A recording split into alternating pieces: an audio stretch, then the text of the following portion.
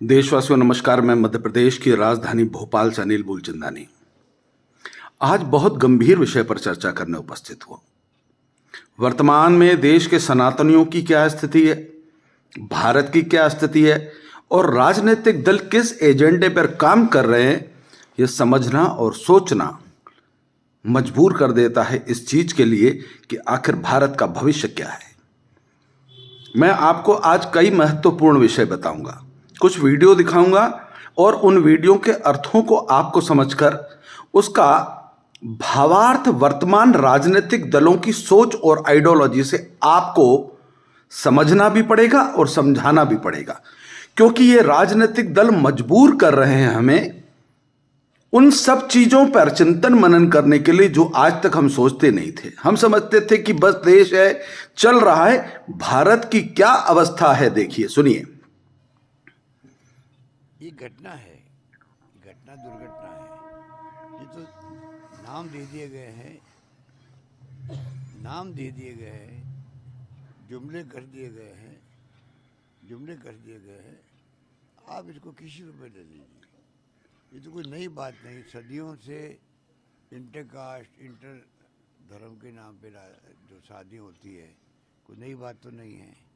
पर जब आपने टारगेट बना दिया एक कौम को, एक धर्म को, उसके आधार पे आपकी राजनीति चल रही है देश के अंदर, उसका फायदा आपको मिल रहा है। इनको तो आप जानते ही हैं, श्रीमान अशोक गहलोत जी, ये राजस्थान के मुख्यमंत्री हैं, गरिमा में पद पर हैं, जिसको राजस्थान की जनता ने प्रदेश का मुखिया बनाया है, राजस्थान का नेतृत्व सौंपा है। और इनकी सोच क्या है?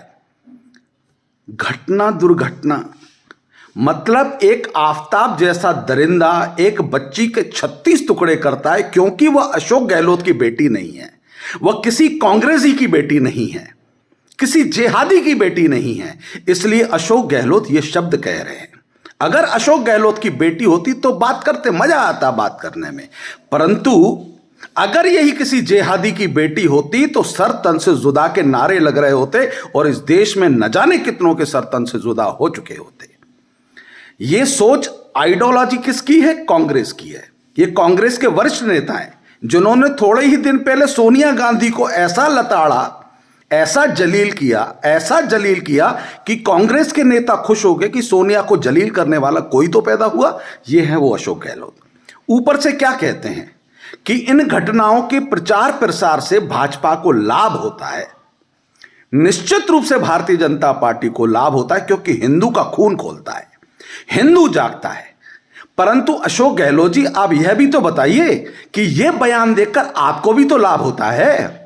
टोपियों के वोट हासिल करने के लिए तुम्हारे बाप दादे, तुम्हारी कांग्रेस पार्टी जवाहरलाल नेहरू के जमाने से तुष्टीकरण की राजनीति क्या भजिए तलने के लिए करती थी।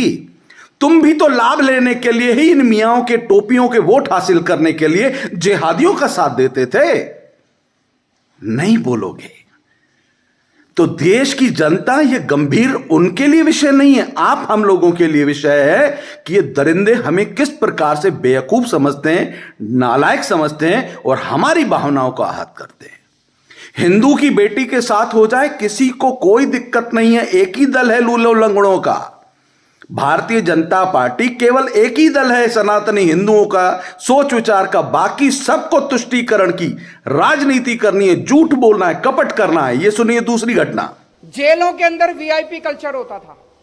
जेलों के अंदर बैठ के ये गैंगस्टर अपना गैंग चलाया करते थे। हमारी सरकार ने वहां से सारा इनका जो गैंग चलता था वो बंद कर दिया। उसके बाद इन नेताओं ने अपनी जेलों के अंदर अपने लिए वीआईपी रूम बना रखे थे कि कोई नेता जाएगा, जेल में जाएगा तो उसके लिए अलग से एक वीआईपी सूट होता था। कोई नेता जाएगा तो वहां पे उसके ये सारे सील कर दिए। कोई नेता हो चाहे कोई कैसा भी हो।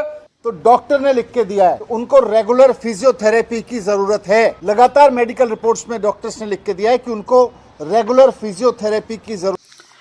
ये दोनों नक्सली नेता, भारत विरोधी टुकड़े टुकड़े टीम के दलाल कहां से पैदा हुए? अन्ना के आंदोलन से। देश को क्या सपना दिखाया था? ईमानदारी का। जन लोकपाल बिल लाकर भ्रष्टाचार के खिलाफ इन लोगों ने मिशन प्रारंभ किया। ये इतने बड़े दरिंदे निकले, इतने बड़े कालनेमी निकले कि इन कालनेमियों ने रूप रंग बदलकर दिल्ली की जनता को छलना चालू किया। इन्होंने यह नब्ज पकड़ ली कि इस देश का सनातनी हिंदू लालची वोट बेच देता है। इनने झूठ की राजनीति चालू की। इनसे कोई भी प्रश्न करो, ये जवाब नहीं देते हैं, ये सवाल के ऊपर सवाल दाग देते हैं। और इनको यह समझ में आ चुका है कि जनता बेवकूफ है, अक्ल से पैदल है, हम कुछ भी करेंगे, कुछ भी बोलेंगे। इनका मंत्री मसाज करा रहा है।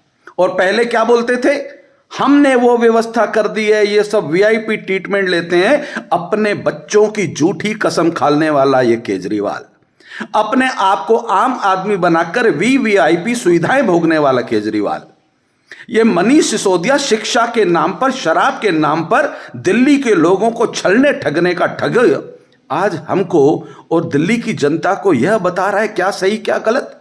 यह थेरेपी बता रहा है। अयाशी कर रहा था वो मंत्री वहां। अभी तो केवल मसाज का वीडियो आया है, अब आगे का कौन सा वीडियो आएगा।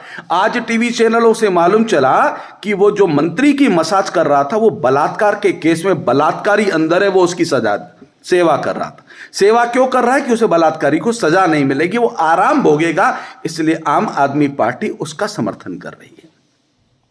दिल्ली की जनता, पंजाब की जनता और देश की जनता, गुजरात के लोगों ने तो केजरीवाल को बहुत सटीक सही जवाब दिया है।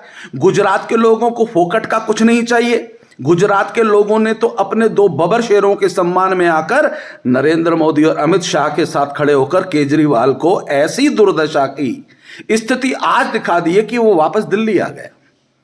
दिल्ली एमसीडी चुनाव में अब दिल्ली के लोगों को छलने लगा है, दिल्ली के लोगों को धोखा देना चाह रहा है। और दिल्ली के लोगों ने बताना चालू कर दिया है कि हम केजरीवाल की क्या अवस्था करने वाले हैं। एमसीडी में आएगा, विधानसभा में आकर दिल्ली के लोगों को नर्क बना दिया।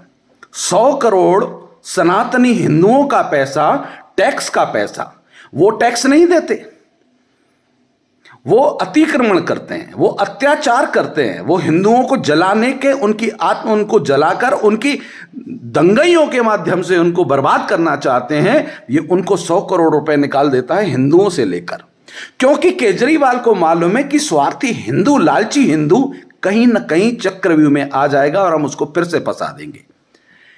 इनके लोग क्या बोलते हैं, सुनिए। 35 टुकड़े हो या 50? 35 तो देखो, जब आदमी जब थोड़ा वैसा हो जाता है, दिमाग खराब हो जाता है, तो 35 का 36 पे कर देता है। 35 का 36 पे कर देता है। जब आदमी का मुंह जाता ओवर हो मूड खराब था तो मार देंगे। 35 के 36 टुकड़े पे कर देता है आदमी। अच्छा, कहाँ से ये ट्रेनिंग कहाँ से मिलती है काटने मारे? सीधी है, चाकू लो, बजाय चलिए जाओ नुई।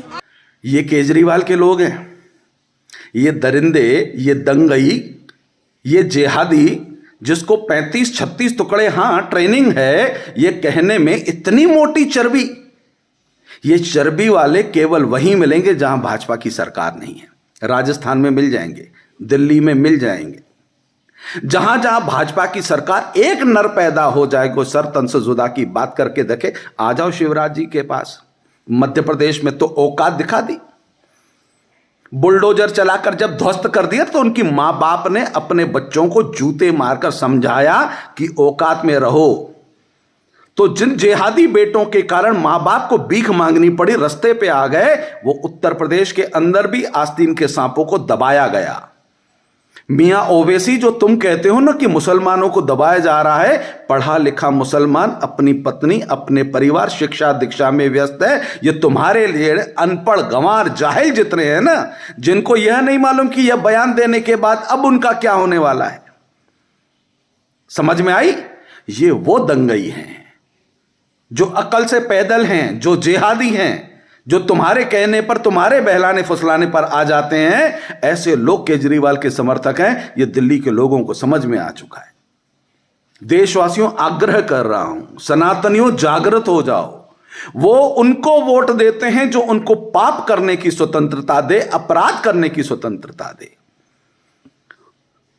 पंजाब में तो धोखा दे दिया, दिल्ली में धोखा दे दिया, गुजरात में धोखा नहीं दे पा रहा केजरीवाल। परंतु गुजरात में भी कई जेहादी बैठे हैं जो सोच बैठे हैं कि कांग्रेस को नहीं, अब आम आदमी पार्टी, क्योंकि हमें गुंडागर्दी करने की, अतिक्रमण की स्वतंत्रता दे रही है, 100 करोड़ रुपए निकाल के वक्फ बोर्ड को दे रही है, तो वहां पे भी लोग इकट्ठे होकर इनको वोट देने के लिए तैयार हैं, क्योंकि ये जिहादियों के समर्थक हैं। अपनी पत्नी के लिए, अपने परिवार के लिए, अपने देश के लिए, अपने वतन के लिए समझदारी से मतदान कीजिए। ये देश के लिए मतदान कीजिए। आज तक लालच के लिए मतदान किया था, आज तक स्वार्थ के लिए मतदान किया था। विदेशों की स्थिति महंगाई में इतनी बुरी है कि आपको अभी जानकारी नहीं है। भारत में आत्मसम्मान से आप जी रहे हैं, बहुत मिनिमम रेट पर आज भी हर चीज वस्तु उपलब्ध है, स्वास्थ्य मिल रहा है, सुरक्षा मिल रही है। नरेंद्र मोदी जी का साथ मत छोड़ना। यह एक ऐसा नेतृत्व आपको फिर कभी नहीं मिलेगा। याद रखिएगा, आंखों में से खून के आंसू बहेंगे अगर मोदी नेतृत्व चला गया, भाजपा का नेतृत्व चला गया, योगी का नेतृत्व चला गया, शिवराज जी का नेतृत्व चला गया। गुजरात से भाजपा चली जाएगी, जहां जहां से भाजपा जाएगी वहां के लोगों का जीवन नर्क बन जाएगा। ये याद रखना और उसके बाद मतदान करना। अपने परिवार, अपने वतन, अपने देश, अपनी संपत्ति की सुरक्षा के लिए मतदान करना। जय हिंद, जय भारत।